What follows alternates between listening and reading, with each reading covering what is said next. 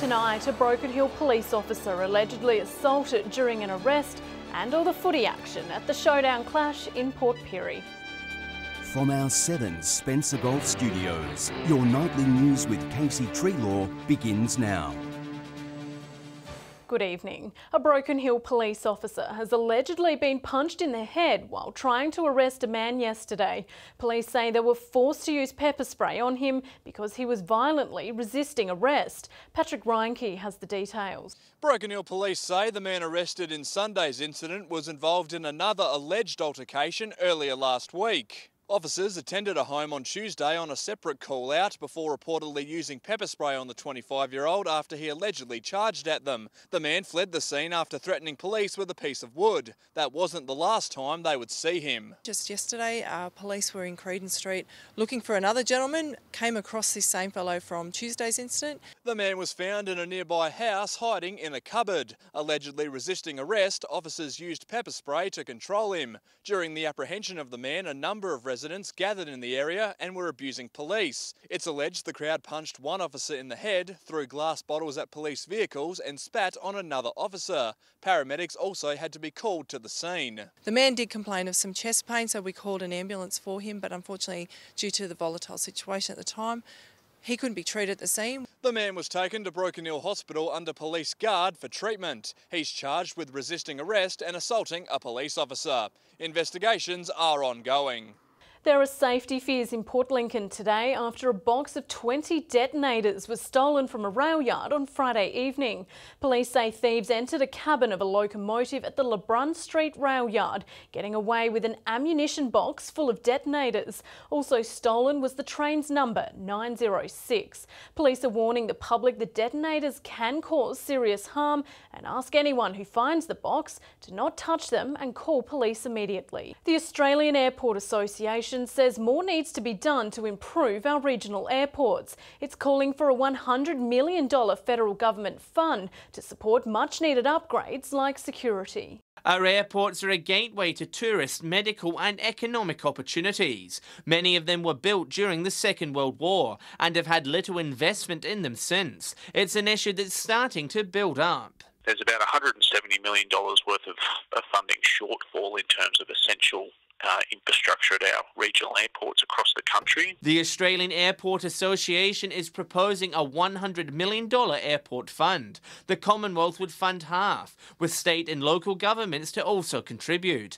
Under its model, Port Augusta, Port Pirie and Port Lincoln's facilities would qualify for the fund, along with smaller airfields across our region. Building new taxiways and parking aprons for the aircraft, but also simple stuff like perimeter fencing to keep wildlife off the runways. It would also support security upgrades, which are expected in certain places due to new legislation. The cost of security is quite high because that has to be spread across a lower passenger base. However, Rowan Ramsey wants more details before it gets off the ground. He also says airports in our region are flying high when it comes to securing funding. We received significant amounts of money to upgrade this strip. There's been fencing, there's been new runways, all those things right across the board.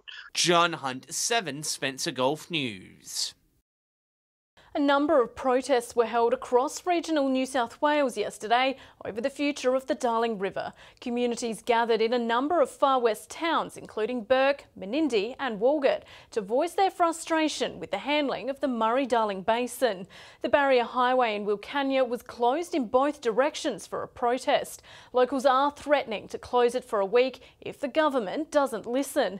Residents are calling for a Commonwealth Royal Commission into the management of the Murray-Darling Basin plan. Wyalla's public high school teachers have come together for a training day aimed at improving teaching strategies between the grades. It comes as the 3 schools prepare to amalgamate in 2022.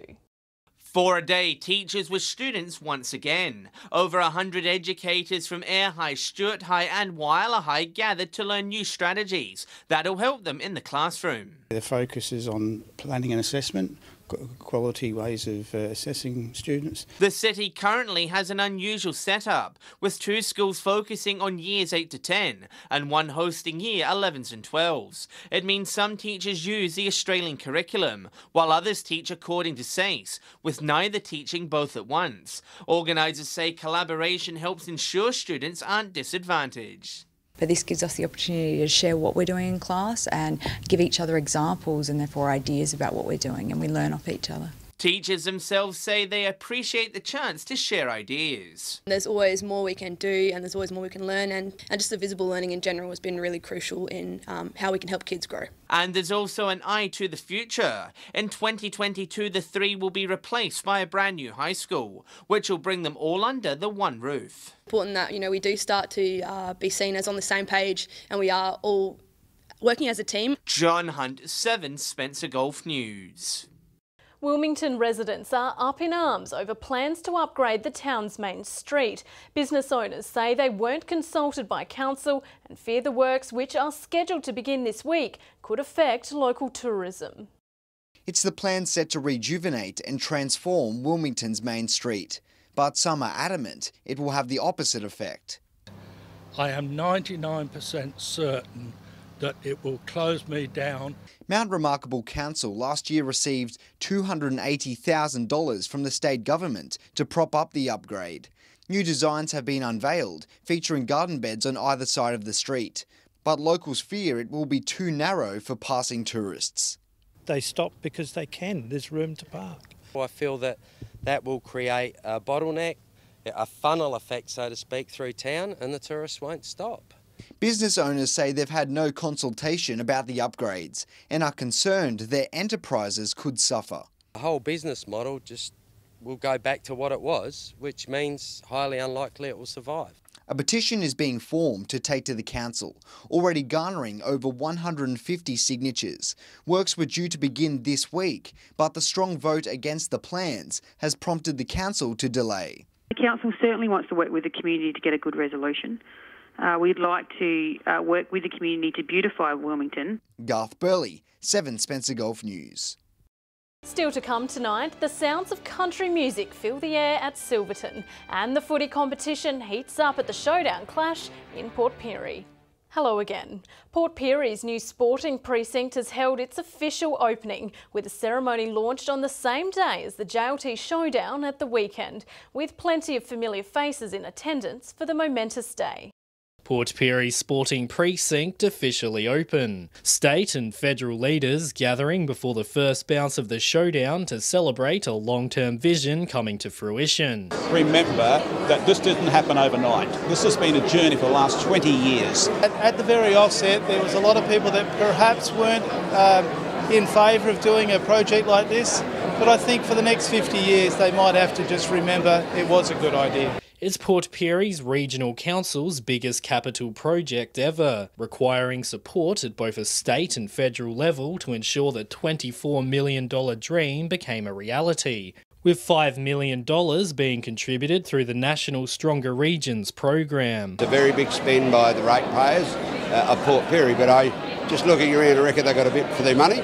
An additional $5 million form part of Labor's 2014 election promise. It's a spectacular facility that will serve the community well, hopefully for a long time to come. For both leaders and community members, it's hoped the new addition to Memorial Oval can be enjoyed for generations to come. Every community is different, but Port Pirie is sports mad, there is no doubt about that. Dominic Beaton, 7 Spencer Gulf News.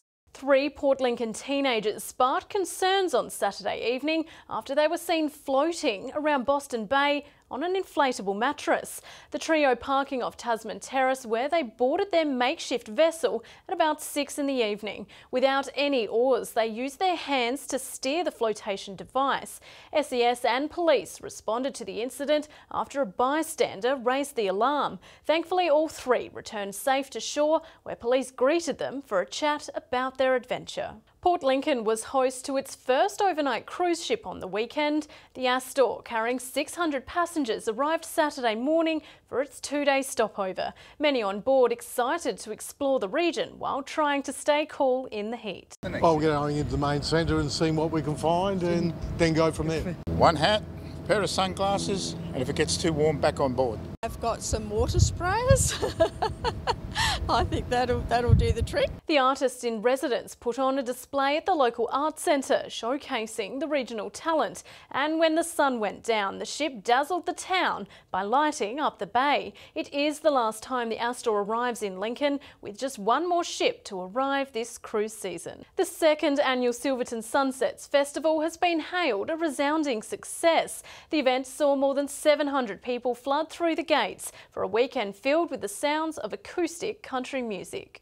Some of Australia's finest country artists, beautiful music and perfect weather. What more could you want?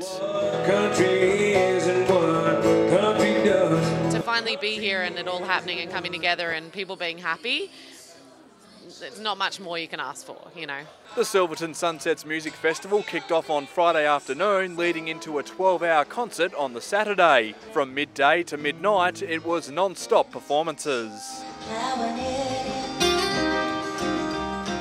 It makes us unique and it makes us different, and I really want to stick to that element of being different from all the rest and doing our own thing and being special. Sarah Storer was one of 10 artists to perform, saying she was blown away to be part of the festival. No doubt in my mind that this is going to become a really big event and something that artists, I think, will fight to be on. Tanya Kernaghan got the crowd up and dancing before headliner Troy Cassar-Daley took to the stage, the 33-time Golden Guitar winner bringing the night to an emphatic close.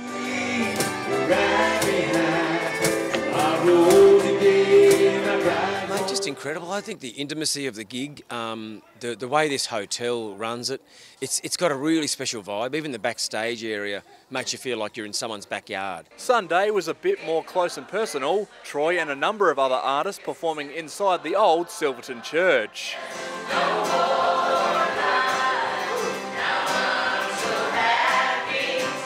Organisers are already looking forward to 2020. Patrick Reinke, 7 Spencer Gulf News. Thank you very much, folks. Port Lincoln's horse racing event of the year was a scorcher as temperatures rose above 41 degrees by midday on Friday. But with plenty of water and shade, it turned out to be a spectacular day. The Fashion at the Races event had some tough competition, with a dozen locals dressing to impress. It was also a day for the ladies on the track, with the only 2 mares in the race coming first and second. A pull ahead in the last 50 metres saw fan favourite and local horse Lady Conquistador take home this year's Port Lincoln Cup. The Adelaide Crows have managed to secure their first victory of the year, beating the Power in blistering heat at Port Pirie's Memorial Oval. The sellout event proving to be a huge success for the regional town. A sizzling showdown in Port Pirie. 8,000 football fans and players alike braved the heat to cheer on their favourite AFL teams. These guys are professionals. We've had a pretty hot summer and these guys have been training, and Port Adelaide went to Noosa and trained in some pretty oppressive conditions up there. The afternoon kicked off with a powerful message from local Nookana man Lindsay Thomas, standing in solidarity with Eddie Betts over a racist taunt directed at the Indigenous star last week. For those individuals who want to act in a racist way, you are not welcome here. Come game day, and Eddie appeared in full form, belting 4 goals to help the Crows get over the line in a 17-point victory. The senior player picked over new recruits Tyson Stengel and Sturt high flyer Shane McAdams. It's tough because, clearly we'd like to play all of them. We've got a healthy list, but unfortunately with 26, some have to miss. Port Adelaide choosing to showcase some newly acquired local talent. Port Augusta's Connor Rosie slotting the first 2 goals of his career. And there's his first of many, you'd think. Port Pirie-born Sam Mays thrilled to debut for his favourite team on his old stomping grounds. Used to love playing on this ground. It's changed around a bit since the last time I played here, which was 11 years ago. So it's been done up. It looks pretty good. Looking forward to getting out there. Dominic Beaton, 7 Spencer Gulf News. Stay with us after the break. The cricket finals action heats up a little too much for some around the region, and we'll have the weather details with Britt. Welcome back. Now for a look at the weekend cricket action from around the region. Garth Burley is in Port Augusta, and Garth, in an unprecedented move, the Port Augusta Grand Final stopping mid-match. Well, Casey, grand finals always seem to produce a good story, but nothing quite as bizarre as this. The Port Augusta title is still up for grabs after the match between Quorn and South Augusta had to be abandoned due to excessive heat. And it comes in controversial circumstances, with Quorn requiring only 52 runs for victory.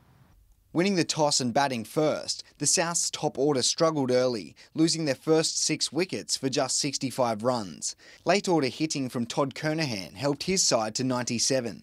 Quorn's Corey Finn laid the destroyer with the ball, taking 4 for 13. In response, the Quorn batters racing to 1 for 45 before the association's heat policy was brought into play. The players forced to shake hands after the temperature didn't drop below the required 41.5 degrees for a whole hour. The match now set to be replayed next weekend. Solomon Town will battle it out against Wandera in next week's Port Pirie Grand Final after they beat Proprietary by 5 wickets. Solly's batsman Bear Moore guiding the chase with 40 not out.